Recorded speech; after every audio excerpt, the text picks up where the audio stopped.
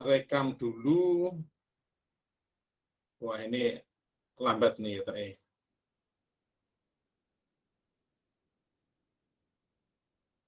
Kok enggak jedul-jedul rekamnya? Muter-muter. Ada yang salah? Oke. Ya, kita ke tahapan visi dulu. Jadi,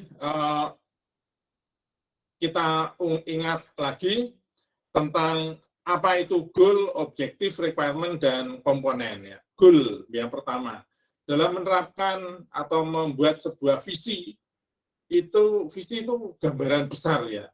Kadang orang berpikir pandangan yang ada di langit, tapi ya jangan ketinggian, enggak bisa tergapai. Sebenarnya tergapai, tetapi pada jangka yang panjang. Jadi kalau Elon Musk atau Mas Elon bahasa Jawa ini, Mas Elon ini mempunyai visi untuk menciptakan bumi baru di planet yang lain. Ya. Jadi dia akan menciptakan tempat tinggal baru di planet yang lain. Itu visi dari SpaceX kan seperti itu. Maka kalau dia kemudian punya visi seperti itu, lalu ya kelihatannya kan ngoyo-woro, ya. Tetapi tidak ngoyo-woro. Dia sudah membuat atau menggunakan penelitian orang lain bahwa ada satu planet yang saat ini kita temui adalah Mars. Ya. Mars itu adalah satu planet yang paling dekat kondisinya dengan bumi, tapi tidak dekat-dekat amat. Artinya harus ada rekayasa. Nah, sudah diselidiki dalam waktu lama bahwa Mars itu sangat mungkin untuk dijadikan tempat tinggal manusia, tetapi harus direkayasa. Direkayasanya apa? Ya seperti orang membuat kebun hidroponik yang harus direkayasa suhu maupun jumlah cahaya yang bisa masuk ke dalam kebun ya. Biasanya kemudian membuat sebuah greenhouse dan seperti itu. Nah, kelak kita juga bisa di Mars itu kita buat semacam greenhouse ya. Nah, persoalan yang kedua muncul bagaimana mindahkannya. Nah, mindahkannya kemudian dari jarak yang jauh, saat ini sudah dirintis. Tidak bisa kita sekali jalan. Sopirnya capek. Harus istirahat, ganti sopir. Nah, berarti harus ada terminal ya, di antara bumi dengan Mars. Dan terminal ini sudah dibuat. Ya, sudah dibuat. Ya, sudah ada beberapa terminal di sana. Lalu muncul lagi ke belakang. Nah, biayanya kan mahal banget. Dulu waktu menggunakan Apollo sekali jalan itu roketnya itu hancur semua. Kemudian Amerika melalui NASA memunculkan Space Shuttle ya, pesawat ulang-alik yang pesawatnya bisa jalan kemudian balik. Tapi itu pun roketnya juga hilang, ya rusak, nggak bisa, hanya dipakai sekali. Nah, kemudian biayanya juga tinggi karena Space Shuttle ini berat, ya, sehingga biaya operasionalnya tinggi. Nah, lantas kemudian memunculkan ide bagaimana kalau roketnya itu bisa dipakai lagi. Nah, ini ide baru dari Mas Elon itu. Lalu Mas Elon sekarang membuat roket yang bisa dipakai berkali-kali. Dan ternyata berhasil.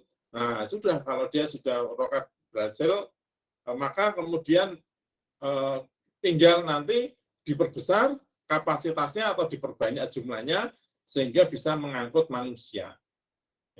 Ya, ini langkahnya ada, memang tidak sederhana, tetapi bisa dicapai dalam jangka waktu, ya mungkin nggak tahu ini ya, apakah ada orang yang mau tinggal di Mars sebagai kelinci percobaan juga nggak tahu. Nah, dari visi ini kemudian diterjemahkan menjadi goal. Nah, kita juga sama. Kalau saya amati memang orang-orang bule itu, kalau membuat visi itu memang jauh ke depan dan untuk apa? Untuk kemanusiaan gitu loh. Jadi bukan untuk diri kita, bukan untuk kelompok kita, tetapi untuk terciptanya atau terjaganya sebuah peradaban. Jadi memang luas banget. Jadi misalkan membuat satu pendidikan ya, untuk mencerdaskan bangsa. Wah, itu kan sudah besar ya toh. Untuk memudahkan manusia di dalam memudahkan manusia melakukan usaha misalkan begitu, mengurangi biaya pengobatan. Wah, itu kan tujuan-tujuan yang mulia. Ya. Lalu diciptakan sebuah goal-goal tertentu. Ya. Jadi kalau tujuannya tidak menjadi, misalkan kalau di Indonesia ini saya lihat perguruan tinggi aja menjadi perguruan tinggi yang unggul gitu. Seolah-olah kan cuma sak karpe demi diri sendiri gitu. Ini yang saya kurang serp. Rata-rata cuma untuk diri sendiri ya. Nah, jadi untuk sekolahnya aja, untuk kelompoknya saja. Tapi kelompok ini nanti bermanfaat enggak untuk yang lainnya? Itu tidak pernah dipikirkan. Nah, ini yang barangkali kita harus lebih banyak belajar dari negara-negara yang lebih maju. Terus terang peradabannya juga pasti lebih tinggi sebenarnya dari kita, karena cara berpikirnya itu lebih mulia. Ya. Nah, maka kita bisa belajar dari situ. Nah, dalam ranah yang lebih singkat atau lebih pendek dan lebih sempit, maka visi itu lalu diterjemahkan menjadi goal. Nah, goal ini adalah menentukan arah dari perusahaan. Sedangkan objektif, tujuan, itu merupakan pecahan dari goal. Ya, untuk menentukan. Orang sering mengatakan goal itu what, objektif itu how. Ya. Kemudian requirement adalah apa yang dibutuhkan. Ya, karena tadi buatnya sudah menciptakan sebuah sistem pendidikan yang menggembirakan, misalkan gitu ya, sistem pendidikan yang menggembirakan dan mencerdaskan, menghargai keragaman, termasuk keragaman budaya, keragaman ilmu, dan keragaman pengetahuan itu sendiri. Itu kan luas banget. Ya toh. Kemudian objektifnya adalah how, ya, bagaimana ya, menciptakan pendidikan yang lintas ya, keilmuan, misalkan begitu, ya toh. Menciptakan sebuah kelas-kelas yang tidak tersekat. Nah, ya. Kalau selama ini kan kita tersekat nih, kuliah apa sih saudara ini magister teknik informatika, sudah ruangannya di situ, prodinya yo Pak Arif gitu, dosennya yo Pak Imawan kuwi, kelompok apa jenenge kelompok pokoknya kelompok kuwi. Ya kan, saudara tidak akan pernah mengenal kelompok yang lain. Mungkin enggak Pak saya ke ekonomi gitu. Wah yaudah, wong kamu itu TI yo. Padahal apakah TI ini tidak bersinggungan dengan ekonomi? Wah, bersinggungan. Tapi saudara nggak dapat ilmu itu. Ya, sehingga nanti ya banyak penelitian-penelitian itu akhirnya ya mubazir. Karena saat digabungkan dengan bidang ilmu yang lain, nggak cocok. Maka ada kemungkinan kalau misalkan kita membuka kelas itu yang tidak tersekat, maka saudara boleh masuk kelompok di ekonomi. Kelas ekonomi ini khususnya bagi yang cowok-cowok ya. Cantik-cantik loh Mas, mahasiswanya. Saya saja sampai pengen ngajar di sana, tapi sudah merengek-rengek sampai dengan kedekannya ya nggak dikasih saya tuh.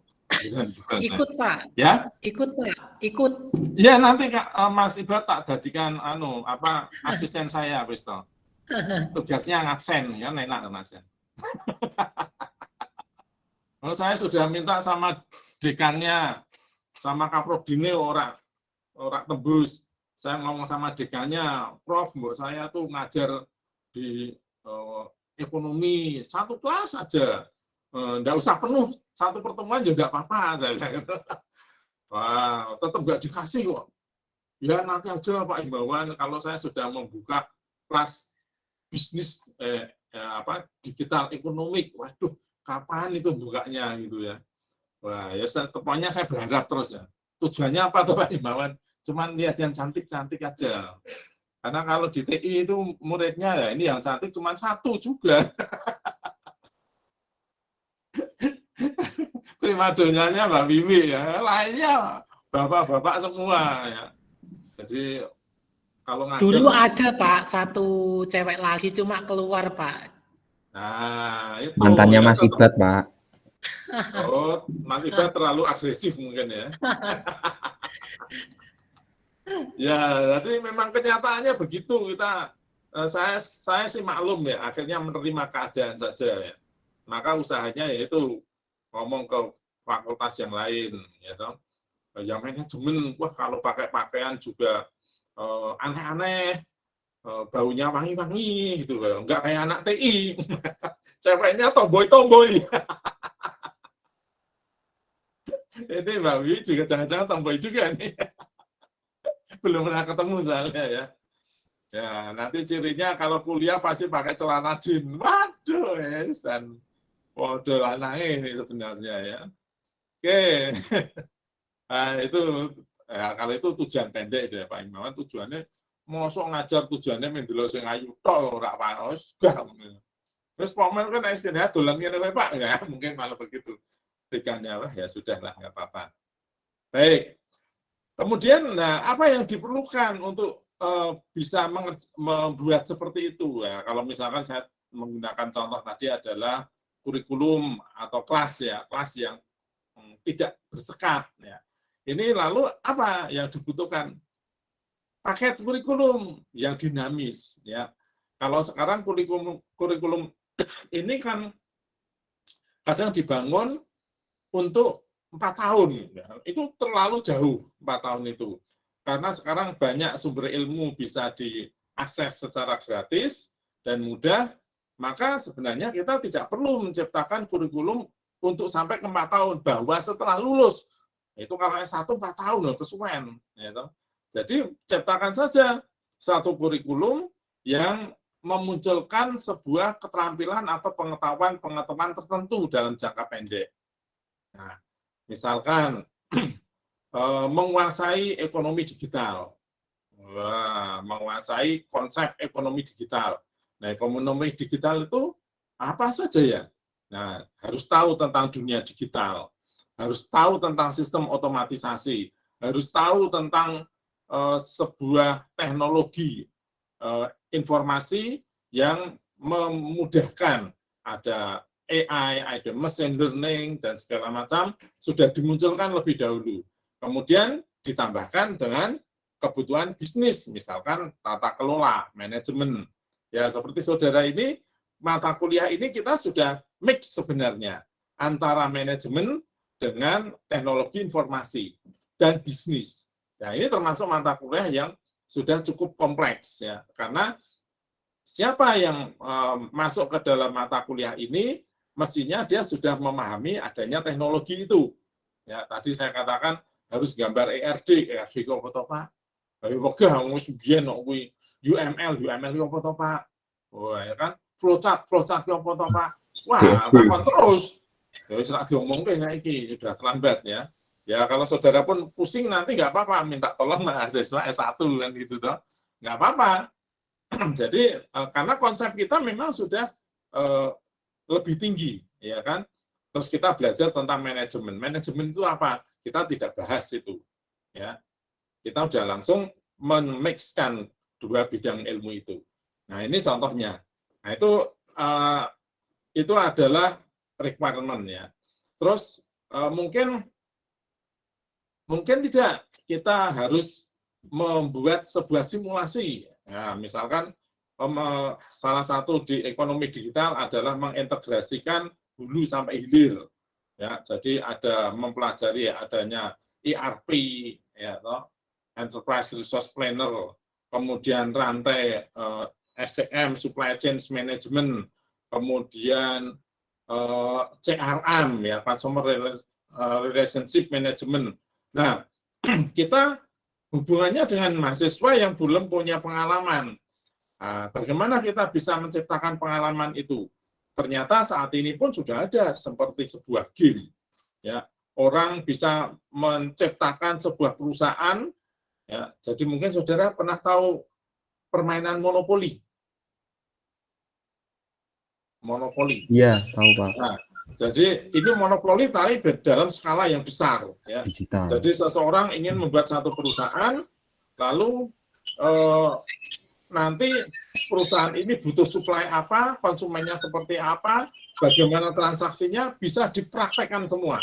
Tetapi itu seperti metaverse ya Pak? Ya seperti metaverse, tapi hanya di dalam sebuah sistem. Jadi kalau metaverse kan aktornya avatar ya, dan dunianya dibuat beda. Kalau ini dunianya memang betul itu di dunia komputer, di lab, tetapi yang berperan tetap manusianya. Ya, kita tidak perlu pakai avatar. Nah, nanti konsekuensinya adalah di dalam aplikasi kita. Kok ternyata kita tidak untung nih, malah buntung. Ya, bulan ini rugi segini. Terus kita analisis nanti apa yang jadi masalah ini. Ya, supply-nya yang bermasalah atau mungkin di bagian konsumennya. Nah, mahasiswa harus mempunyai pengalaman ini. Ya kan? Nah, maka lalu harus apa kebutuhannya? Menciptakan sebuah laboratorium ERP. Misalkan kan begitu. Nah, untuk menciptakan laboratorium ERP, lalu transaksinya ERP, maka harus ada aplikasi yang ERP juga, ya, skala yang besar. Nah, sekarang sudah ada kan aplikasi-aplikasi seperti itu, sehingga akhirnya mahasiswa meskipun dia itu masih mahasiswa sudah mengalami seperti dunia nyata. Dunia bisnis ini dodolan kopi nggawe kafe ternyata rumitnya kayak begini. Nah, nanti dia punya pengalaman. Ya itu contoh ya. Jadi butuh semacam laboratorium untuk praktek ERP itu ya, bukan praktek. Mungkin yang dari teknologinya praktek pemrogramannya pakai Odoo misalkan ya. Odoo itu sudah satu aplikasi yang sekelas ERP ya. Jadi kalau saudara ini di kampus kita juga saya sedang mengembangkan dengan teman untuk mengganti aplikasi yang lama ini dengan Odoo yang sudah terintegrasi semuanya. Tapi saat terintegrasi semuanya, maka semuanya menjadi pusing. Lalu biasanya tidak laku. Nanti kembali ke Excel aja. Wah, susah. Ya. Manusia memang susah. Nah, kemudian setelah kita ke requirement, lalu barangkali dibutuhkan satu aplikasi. Tadi sudah ya, sampai ke aplikasinya. Jadi dibutuhkan pengalaman mahasiswa untuk melakukan transaksi. Nah, apa yang dibutuhkan? Apakah ada aplikasinya? Ada, ya kan? Jadi kalau tidak ada ya memang tidak bisa.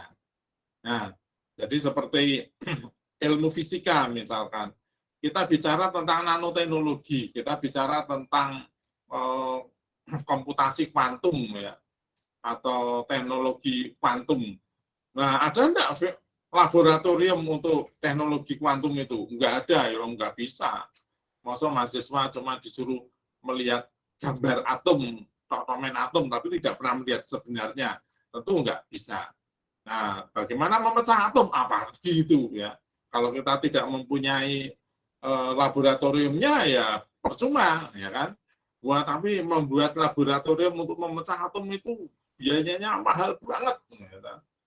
Itu bisa 5 gedung Udinus digabung aja nggak cukup nanti untuk membangun lab ini. Wah ya, kalau begitu kita tidak mungkin. Tapi mahasiswa harus tahu itu. Nah, bisakah dengan sebuah simulasi? Nah, bisa. Nah, simulasi. Jadi tidak pada model yang sebenarnya, tapi model yang persis dengan yang sebenarnya dalam bentuk simulasi. Ya. Tentunya simulasi ini harus semirip mungkin ya. Jadi seperti pilot itu juga belajar menerbangkan pesawat itu juga pakai alat yang namanya simulator.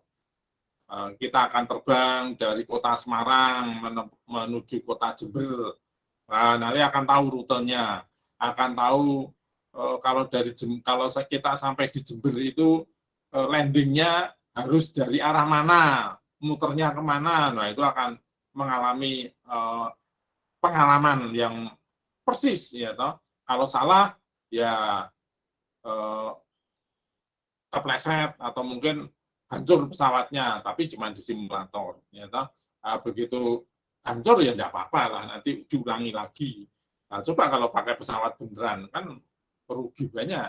Nah, itu simulator seperti itu. Jadi simulator itu bukan sebuah permainan sebenarnya, tapi memang sudah tiruan yang persis, sehingga seseorang yang ahli memainkan atau mengoperasikan pesawat di simulator dijamin dia pasti juga ahli kalau memegang pesawat yang sebenarnya. Nah, itu kuncinya di situ.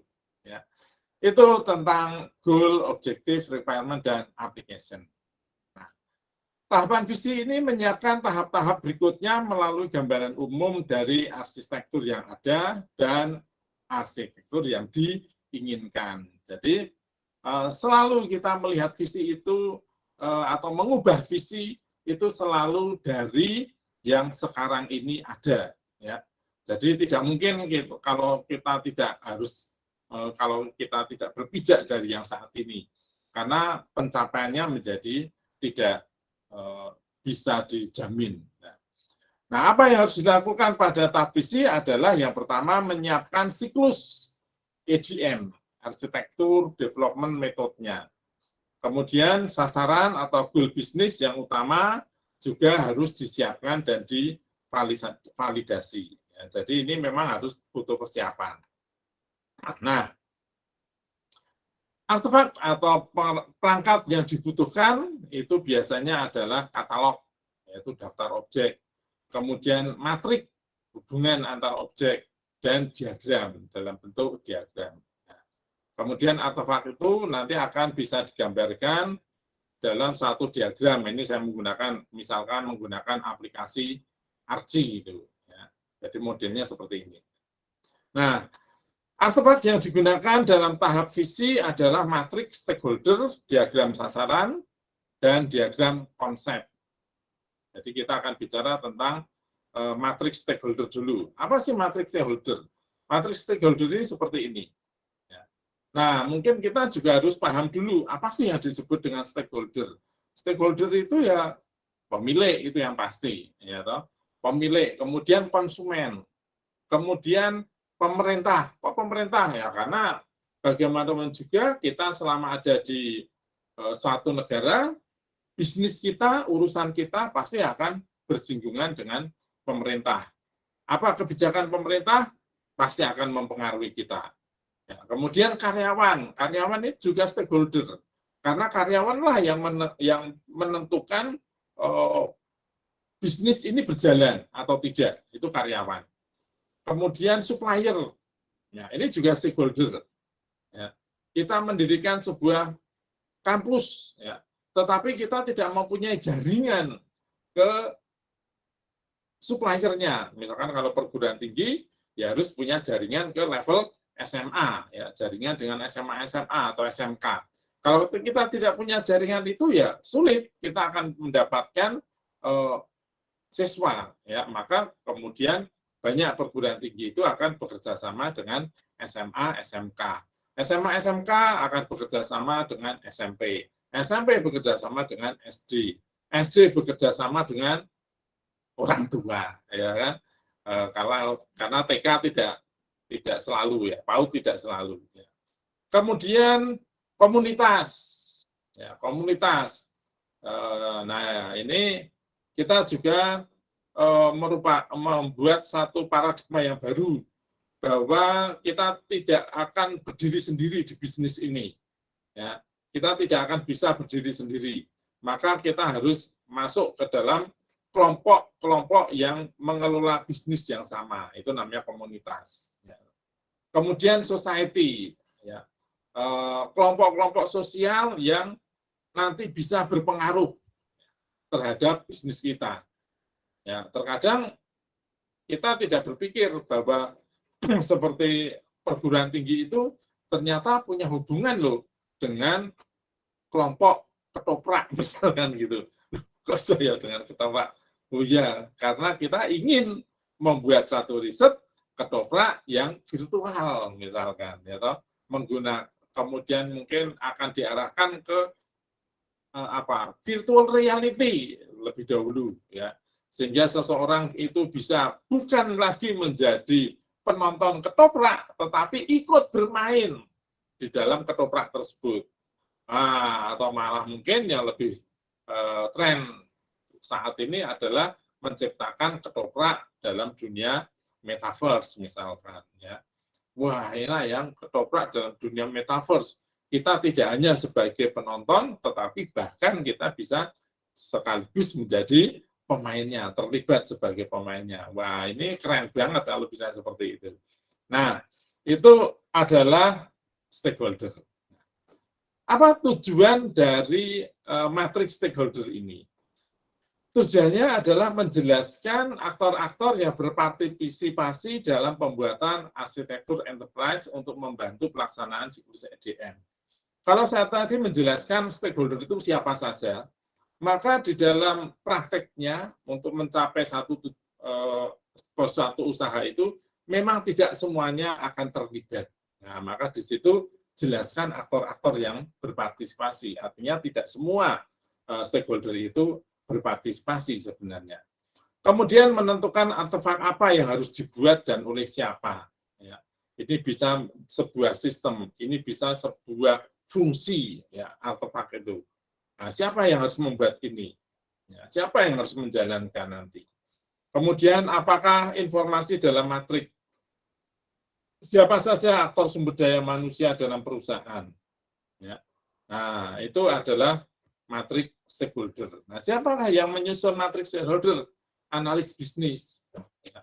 Analis bisnis, karena memang kita tujuannya kan membuat bisnis, yang gitu. Nah, ini contoh dari matriks stakeholder itu.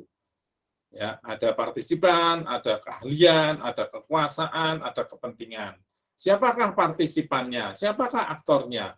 Ada CEO, ada manajer bisnis, ada manajer teknik, dan seterusnya. Nah, apa fungsi CEO ini? Ya, toh? Dibutuhkan keahlian seperti apa CEO ini? Oh, menentukan tujuan perusahaan. Bagaimanakah tentang kekuasaan? Oh, dia diberi kekuasaan yang tinggi. Apakah penting CEO ini? Kepentingannya tinggi. Ya. Lalu ada manajer bisnis. Apa keahliannya? Pastilah bisnis. Bagaimanakah kekuasaan? Cukup tinggi, ya, tapi tidak tinggi banget. Berarti ini di bawah CEO. Kepentingannya tinggi, sama dengan CEO. Lalu ada manajer teknik. Apa keahlian yang dibutuhkan? Menguasai perangkat-perangkat teknologi informasi, misalkan. Kekuasaannya bagaimana? Cukup tinggi, sama dengan manajer bisnis. Kepentingannya cukup tinggi. Loh, kok cukup tinggi, Pak? Nggak tinggi banget, toh? Atau tinggi? Ya, karena manajer kita lihat bagaimanakah teknologi yang akan dikembangkan di satu perusahaan. Ya, jadi toh sebuah perusahaan itu sekarang juga tidak perlu adanya aplikasi karena sudah banyak aplikasi. Kita tinggal nebeng saja, ya kan? Nah, maka kalau kita hanya tinggal nebeng, maka kita tidak memerlukan manajer teknik. Mungkin hanya maintenance saja, ya karena segalanya pasti sudah disuplai oleh yang menguasai atau mengelola aplikasi tersebut. Ini contoh dari matrik stakeholder. Ya. Ada partisipan, ada kolom keahlian, ada kekuasaan, dan ada kepentingannya. Oke. Berikutnya adalah diagram sasaran. Apa tujuan dari diagram sasaran ini? Tujuan dari diagram sasaran adalah menjelaskan sasaran atau tujuan yang akan memandu perubahan pada perusahaan dan sistem informasi yang digunakan. Kemudian mengkuantifikasi tujuan dan alokasinya. Yang ketiga adalah menyediakan landasan untuk menentukan prioritas sasaran. Informasi yang dalam diagram adalah sasaran atau goal dan tujuan yang telah ditetapkan oleh perusahaan. Siapakah yang menyusun? Analis bisnis juga. Ya. Bentuknya seperti apa? Ya, bentuknya ini satu deskripsi kalau ini ya. Tetapi saya hanya ingin menjelaskan di sini apa toh beda sasaran dengan tujuan. Nah, ini tadi hampir sama antara goal dengan tujuan itu ya.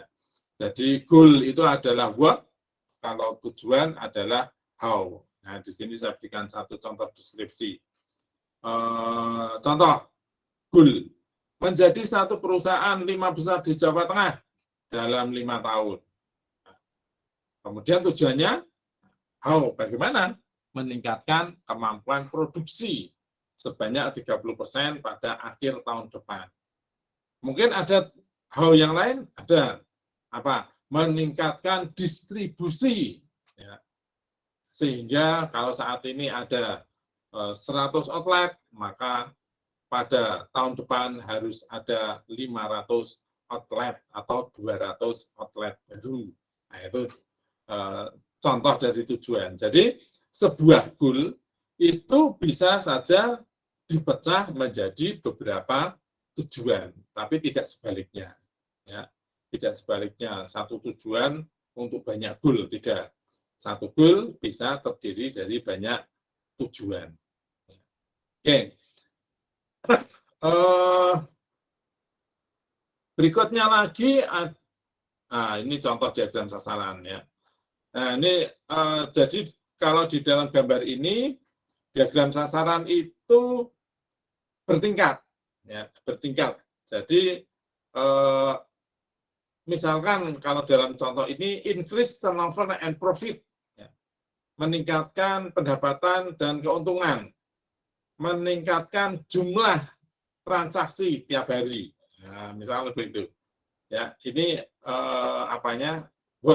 how-nya ya. Meningkatkan transaksi setiap hari. Nah, kemudian dipecah lagi di bawahnya. Itu bisa ya. Jadi sasaran itu kita bisa turunkan ya. Jadi untuk meningkatkan profit itu apa toh? Meningkatkan transaksi. Untuk meningkatkan transaksi itu bagaimana toh? Ya, toh? Dari sisi mungkin promosinya, ya toh kita bisa tambahkan. Dari sisi distribusinya diperluas, itu juga akan menambah transaksi juga. Nah, nanti akan ada persoalan lagi, bagaimana memperluas distribusi itu, ya toh? Atau kalau tadi saya mengatakan untuk menambah transaksi itu kita menambah pegawainya, ya toh. Nah, pegawai sudah ditambah, tapi bagaimana dia mendatangkan orang-orang untuk bertransaksi? Nah, mungkin kaitannya nanti dengan periklanan dan segala macam. Nah, itu diturunkan terus, saudara-saudara. Ya. Sehingga sasaran itu akan tercapai apabila turunan sasaran-sasaran ini bisa dipenuhi. Saudara pengen apa sasaran dalam waktu dekat ini? Kuliah tepat waktu, Pak, 2 tahun. Oh, bagus sekali. 2 tahun. Nah, syaratnya apa? Kalau terus bagaimana saudara bisa ikut 2 tahun? Ya, yang pertama harus kuliah terus. Kalau saudara cuti kan pasti nggak akan dapat waktu 2 tahun ya kalau cuti itu. Maka harus kuliah terus. Yang kedua, mengambil paket perkuliahan dan harus lulus semua. Ya, harus lulus. Kalau tidak lulus, wah ini akan jadi masalah.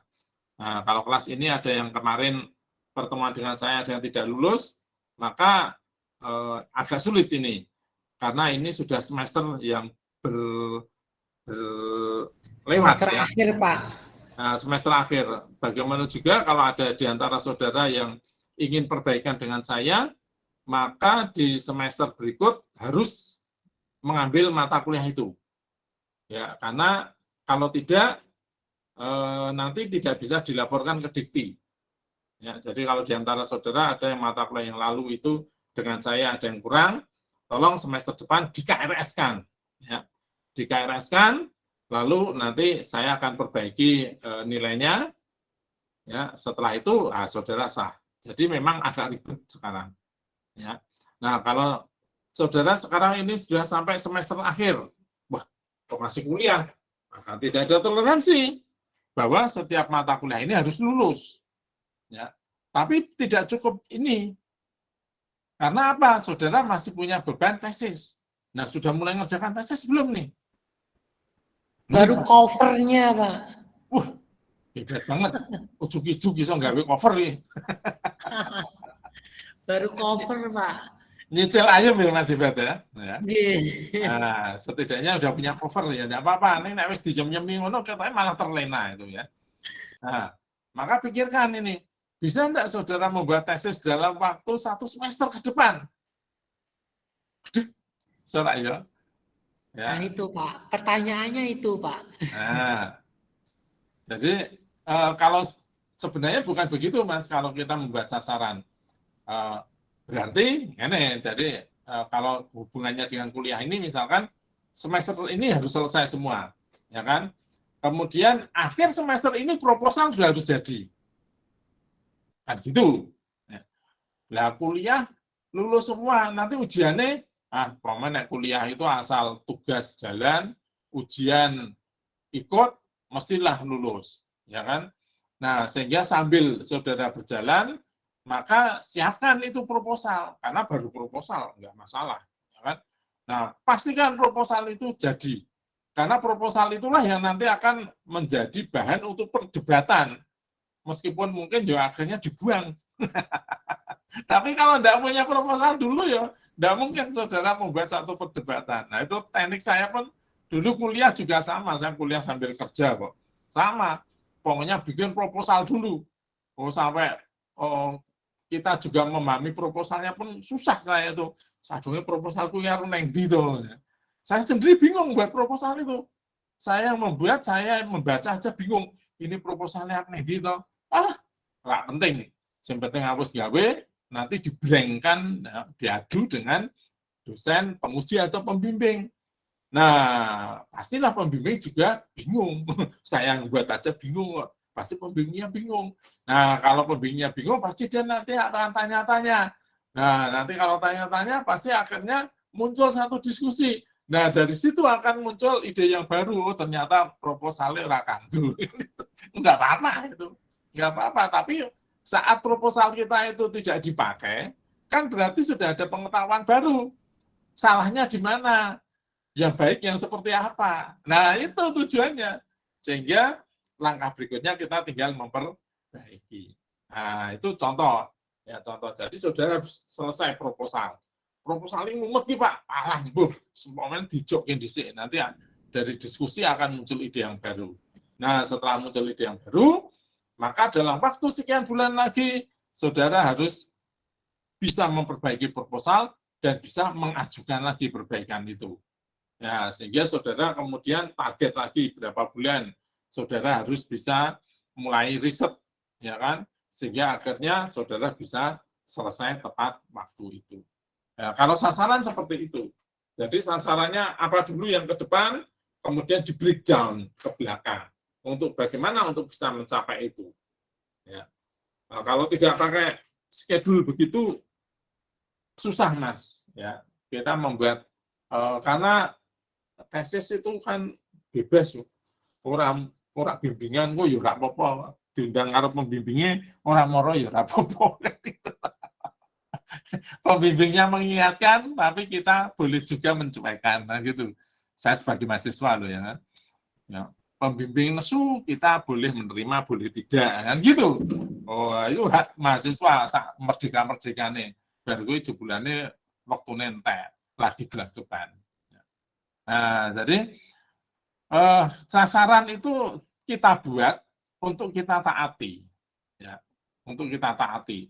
Meleset, ya mungkin saja meleset, ya. Tetapi kalau ini sudah kita tetapkan, kalau meleset di satu sisi, misalkan di satu sisi itu kita terlambat, maka diharapkan di sisi lain kita harus lebih cepat, karena waktunya sudah ditetapkan kalau kuliah tadi itu, ya. Jadi ternyata menulisnya lebih cepat, ya, ternyata risetnya lebih cepat, ya kan begitu. Ya, nanti kalau sudah mulai riset pun, saudara juga mulai akan berpikir lagi strategi. Waduh, ini ngambil datanya dari mana? Waduh, nggak ada gawe program, langsung gawe program. Nah, saudara tetapkan lagi siapa yang harus membuat program, dalam waktu berapa lama harus selesai program itu. Ya, terus dengan siapa saudara akan mencari data, ya toh? Siapkan audiensnya, ya kan, yang akan mengentrikan data misalkan. Nah, itu sudah disiapkan lebih dulu. Ya, kalau itu meleset, ya kedepannya lagi harus bisa lebih cepat, ya toh? Misalkan saudara menulis tesisnya dalam waktu 1 minggu, nah kemarin sudah maju telat Mas, nah, dikurangi. Kemarin telat berapa hari? 1 hari, berarti nulisnya dari tinggal 6 hari, bukan 7 hari. Misalkan kan begitu. Nah, ini juga mundur lagi Mas, sehari. Nah, ini kurangi meneh 5 hari. Nah, itu memaksa saudara nanti harus lembur dan segala macam. Ya, kalau ini sudah diciptakan, ditetapkan, wah, insya Allah passion-nya itu akan muncul. Ya, toh. Ora kroso jam 3 esuk tetap ngetik, ya, toh. Jam 4 tetap ngetik, terus nganti ngantuk, turu. Ya, toh, turu 2 jam, 6 tangi, ya, toh. Terus mandi, terus dibaca tulisannya. Ora muni tulisannya. Sampai jam 3 ngetik, bisa saja tulisannya nggak bunyi, Mas. Wah, asem kok ngaco gitu tulisannya. Nggak apa-apa, baleni meneh. Ya. Itu sasaran seperti itu. Jadi sasaran ini memang harus ditetapkan untuk menjamin ya bahwa sasaran utamanya itu tercapai. Karena sasaran utama akan menentukan goal-nya. Oke. Kalau tesis masih bisa, Mas. Tapi kalau menikah barang itu angel. Saya pengen menikah di usia 4 tahun, di usia 30 tahun. Sekarang usiamu berapa? 29, 20, Pak. Udah punya pacar? 20. 20 berarti. Oh, nikahnya 20? Berarti lulus SMA atau Mas? Lulus SMA langsung nikah. Wah, pertanyaannya kan udah punya pacar belum? Nah, itu Pak pertanyaannya, Pak. Nah, belum harus bercita-cita nikah. Wah, bagus itu. Ya, Mas tadi Nafis. saya katakan. Hah? Mas Nafis, Mas. Oh, Mas. Mas Nafis itu diam-diam sudah punya. Ya, toh. Nanti malah tidak punya rencana nikah, tiba-tiba malah punya anak. Waduh, angel meneh ini. Oke. Ya, saya lanjut lagi. Yang diagram ketiga adalah konsep solusi. Apa tujuan dari diagram ini? Membagikan visi awal kepada seluruh stakeholder dengan menyediakan informasi umum mengenai perubahan yang akan diimplementasikan melalui arsitektur enterprise. Nah, ini penting ya, dan perubahan itu sebenarnya kan sesuatu yang harus terjadi ya. Tetapi manusia memang diciptakan untuk mager, malas gerak, malas berubah. Maka penting untuk kita membagikan visi awal ya. Sehingga visi awal dari hal ini stakeholder kita ya, semua yang terlibat di dalam bisnis ini itu sudah tahu kita akan menuju ke mana. Ya, kita akan menuju ke mana. Ya, jadi kalau contoh tatanan baru dunia, nanti akan semakin sedikit transaksi yang dilakukan secara real, atau uangnya nanti juga akan maya. Ya. Wah, apa yang harus saya lakukan? Nah, sudah tahu. Oh, berarti nanti kalau bayar itu sudah ini, wah saya belum punya handphone. Nah, dia harus siapkan handphonenya, perangkat untuk smartphone-nya supaya bisa menanam aplikasi-aplikasi keuangan itu. Misalkan kan begitu. Kemudian, oh nanti sekolah modelnya begini. Wah, berarti saya harus mempunyai internet, saya harus mempunyai laptop ya yang akan saya gunakan untuk mencari ilmu sendiri. Berarti nanti saya dengan dosen ketemunya cuma arahan tok ya. Ya, wah berarti saya harus mampu belajar mandiri. Kalau kemarin belajar itu nera di sebelah orang sinau, sekarang saya harus memupuk untuk belajar sendiri. Nah, bagaimana saya bisa belajar sendiri kalau saya tidak suka? Nah, maka kan tadi di awal saya katakan kita bebas pokoknya. Kowe arep sinau apa sing penting kowe seneng. Nah, kuncinya awalnya itu di seneng itu. Kalau kita sudah senang, maka kesusahan yang nanti kita akan hadapi pun akan kita hadapi dengan senang hati juga. Ya. Tapi kalau kita sudah tidak senang dalam bidang tersebut, wah mbok piye-piye ya tetap ra iso. Nah, itu contohnya ada ya. Jadi orang sudah mempunyai gambaran. Apakah informasi yang ada di dalam konsep solusi ini adalah sasaran atau goal, kemudian aturan, serta arsitektur bisnis dan aplikasi. Nah, siapa yang membuat sampai dengan konsep solusi ini adalah arsitek bisnis, masih arsitek bisnis. Itu teman-teman ya. Nah, ini adalah contoh dari diagram solusi ini. Ya. Oh, nomornya ketinggalan ini. Nomornya ketinggalan. Oke, ya. Nah, contoh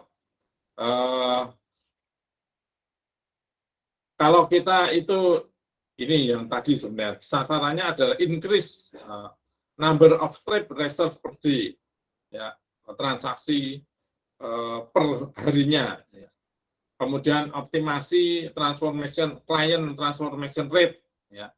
Nah, kita punya tujuan itu. Lalu bagaimana nanti caranya untuk meningkatkan itu? Nah, kita akan melakukan transaksi ini secara online ke seluruh dunia. Ya. Jadi kita pasar-pasarnya langsung ke seluruh dunia. Oleh sebab itu, kita butuh aplikasi. Oh, nanti berarti sudah pakai aplikasi-aplikasi begitu. Wah, berarti saya sebagai salesman tidak perlu jalan-jalan ke seluruh dunia atau ke seluruh kota saja sudah pusing, apalagi ke seluruh dunia. Oh, sudah tahu dia, ya kan? Oh, kemudian nanti sudah akan dilakukan konversi mata uangnya, karena kalau antar negara kan mata uangnya beda. Nah, kita sudah melakukan aplikasi. Oh, berarti mudah. Oh, ya senanglah kalau begitu. Nah, itu contoh.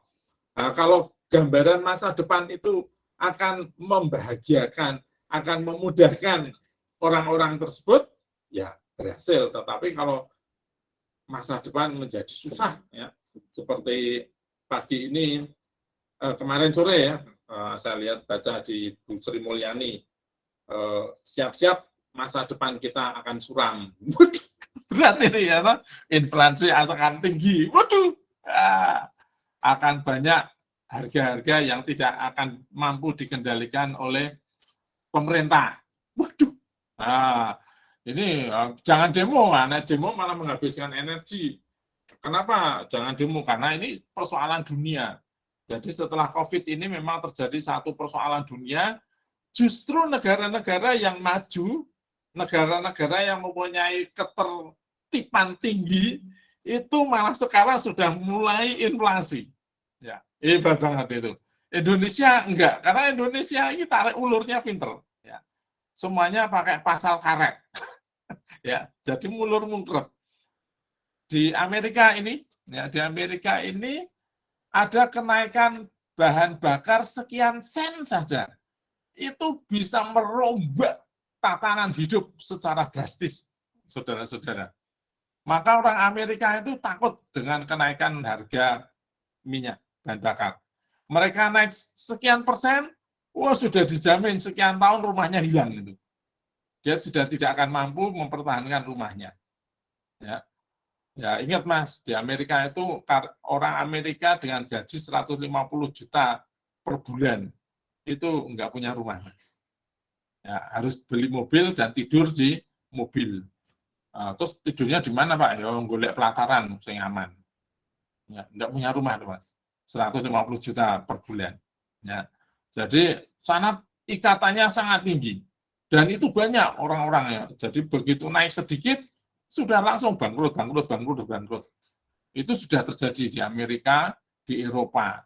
Ya, Turki paling tinggi inflasinya. Indonesia belum. Ya, ini belum karena Indonesia itu memang orangnya luar biasa ya. Mangan orang mangan, yang penting kumpul itu soalnya gitu. Kalau sana kan harus makan, nah itu bedanya di situ. Kalau Indonesia itu pinter ngelesnya, sehingga dia bisa tarik ulur. Cina itu inflasinya tinggi karena mereka melakukan lockdown yang terlalu lama. Ya, itu sudah mengoyak kekuatan atau pertahanan ekonominya. Ya. Nah, sedangkan Indonesia kan tidak pernah lockdown, ya toh tarik ulur, ya toh tarik ulur. Tapi ono sing mati, di luar negeri yang mati lebih banyak. Kita berani tarik ulur karena kita ada di daerah tropis. Ya, penyakit yang kemarin itu agak rentan juga di daerah tropis. Maka pemerintah berani tarik ulur. Ya. Itu contoh-contoh dari konsep solusi. Ya. Jadi kalau solusinya itu lebih memudahkan, lebih membahagiakan ke depannya, pasti diterima. Baik kalau tidak, ya tidak akan diterima. Ya, kesimpulan, ketiga diagram yang telah dijelaskan menggambarkan keterkaitan antara pelaku stakeholder, apa yang ingin dicapai, serta apa yang harus dilakukan. Nah, ini sudah jelas sekali, ya kan? Jadi pelakunya siapa? Terus dia akan menjadi seperti apa kemudiannya, ya toh? Kita tahu kemudian seperti apa. Saya sebagai dosen misalkan, ke depan Pak, sebagai dosen Bapak harus fokus di penelitian. Ngajarnya nggak penting-penting amat, karena nanti ngajarnya akan seperti ini. Jadi Bapak nanti harus semakin banyak di dalam penelitian. Oh, kalau gitu nanti saya harus lebih banyak membaca jurnal ya. Terus kemudian membuat proposal penelitian, lalu melakukan penelitian. Nah, hasil penelitian itu saya share-kan, saya implementasikan di dalam masyarakat sebagai wujud pengabdian saya. Kemudian teori yang saya temukan, saya berikan ke mahasiswa saya sebagai pelajarannya, sebagai knowledge untuk mereka. Oh gitu, kuliahnya gimana? Oh, pokoknya nanti lewat kulino. Ya, jadi Pak Himawan nanti riset nanti tekan Kalimantan, pojok, Papua, pojok sing cedak nggone tembak-tembakan yo ora apa-apa. Ndak usah ke kampus. Waduh, komen riset. Nah, senang nggak Pak Himawan? Oh, senang sekali saya. Itu sudah tahu ya. Jadi kedepannya begini, kebayang semua. Contoh, ya kan. Yang kedua, perlu bagi perusahaan ketiga matrik tadi untuk melakukan pengembangan model tahap A, yaitu visi tadi, sebagai landasan untuk melakukan pengembangan tahap-tahap selanjutnya. Itu saudara-saudara yang bisa saya berikan untuk kali ini. Ini hanya tutorial untuk aplikasi tentang aplikasi yang namanya Archie. Ya, saya sempat mencoba sebentar ini, tapi orang kuat juga. Ya. Itu teman-teman. Ada yang mau ditanyakan? Cukup? Baik. Kalau cukup Pak. Tugas ya? Tugasnya nggak usah susah-susah, Pak. Ada tugas tapi nggak usah susah-susah. Oke, ya. Yang penting itu kita happy dulu, Mas. Ya, oke, betul, Pak. Seperti saya ngajar itu ya harus happy. Nah, kemarin kok nggak ngajar, Pak Himawan? Sebenarnya saya kemarin itu ya happy. Tapi saya mahasiswanya juga happy, Pak. Saya ada di pegunungan, buka jaringannya, waduh, nanti timbang daripada ngomongnya gitu kan, udahlah nggak usah ngajar. Tapi happy itu sebenarnya saya pas dalam kondisi happy karena saya sedang di daerah gunung sambil bawa laptop, sayang sinyalnya yang dangdut itu. Baik, kalau begitu saya akhiri pertemuan pada pagi hari ini. Terima kasih atas perhatiannya.